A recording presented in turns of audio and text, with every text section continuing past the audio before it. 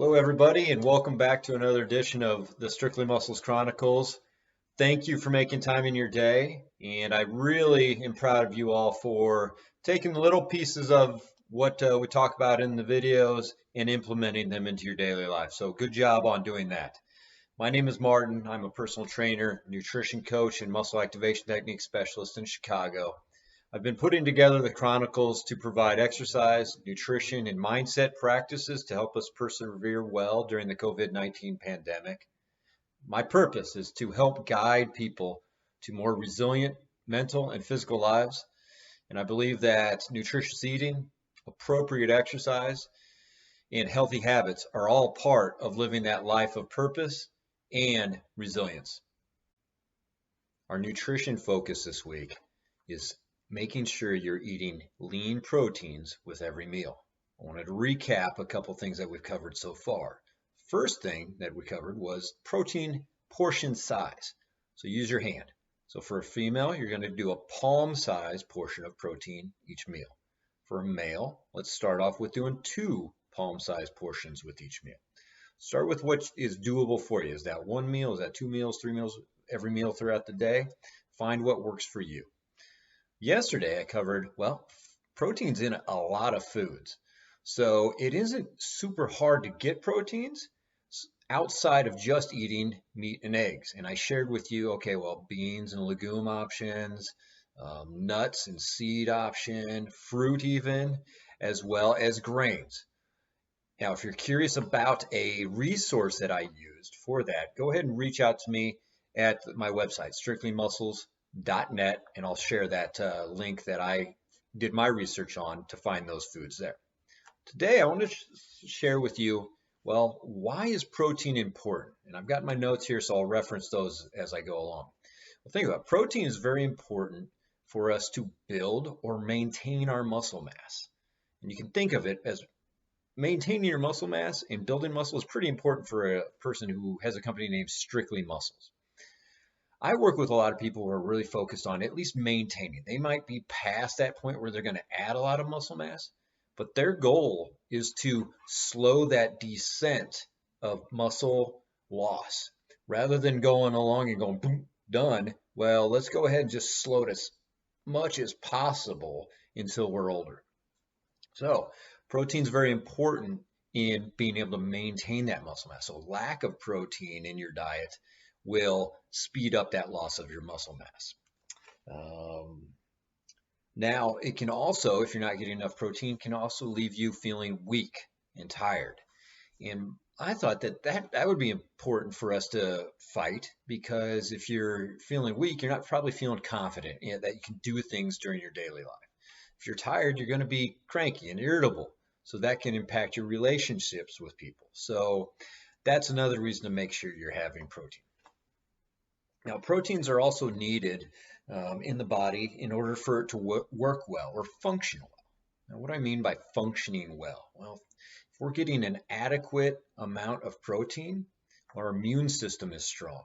It seems to be pretty important. That's talked about a lot right now, is having a strong immune system so you can fight off any diseases. Also having enough protein in your system will help your metabolism run higher. Remember a couple weeks ago, I talked about being aware of your hunger cues and knowing when you're satisfied. Well, having an appropriate amount of protein will also give you that sense of being satisfied. So that leads into, I'm feeling fuller longer. Well, that impacts your ability to manage your weight. So you can see there's a lot of important things in protein that I probably didn't even cover a quarter of them, but it will give you a good start.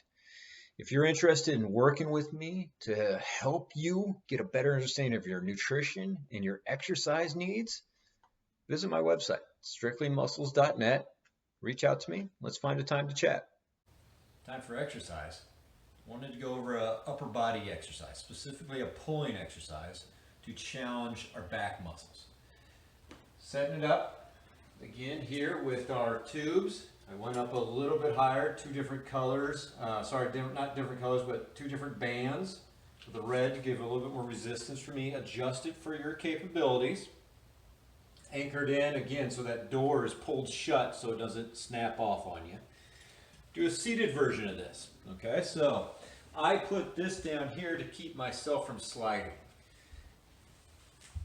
You're seated. Now the goal here is to, instead of always doing a pull down in this plane, is to let's go ahead and do a back exercise out here a little bit more. And I'm going to throw in a little twist at the end that I want you to see how you can employ, because our back muscles, they aren't just for moving the arm.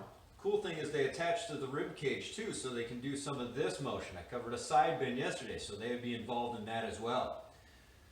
In terms for the exercise itself, you have your position where when you're all the way up here, that shoulder blade can come up a little bit, all right? And then you start it off by pulling your shoulder blade towards your waistband, and then drive that elbow down towards the ground and then back behind you. So that would be the kind of this, just the starting execution of it. See that control at the bottom, and at the start, it's not a jerk like that. The last thing I wanted to cover was this. So I'm driving that shoulder blade down, driving that elbow towards the ground and then back behind me, and then throwing this little side bend here. And that really drives that lat as a arm mover and as a trunk mover on that. So I think that would be a fun little exercise for you to implement into your daily routine when you do your back exercises. So yesterday I shared a quote that was about, hey, don't mind adapting and don't be afraid of changing. And I thought that was just important for what we're all going through right now. And I gave everybody, kudos, because I have seen how everybody has adapted and how everybody's changed right now. Well, then last night I'm reading in The Power of Less, that book that I'm just about finishing up. And I get to a chapter on simplifying your health and fitness. And I remember reading this the first time, just going, okay, yeah, I've got that. Obviously, that ties back to one of my favorite quotes is, you can't learn what you already think you know. So I really took a beginner's mindset to reading this chapter, and it led me to this line right here, and I underlined it, but it says, real health and fitness come over a period of months and years.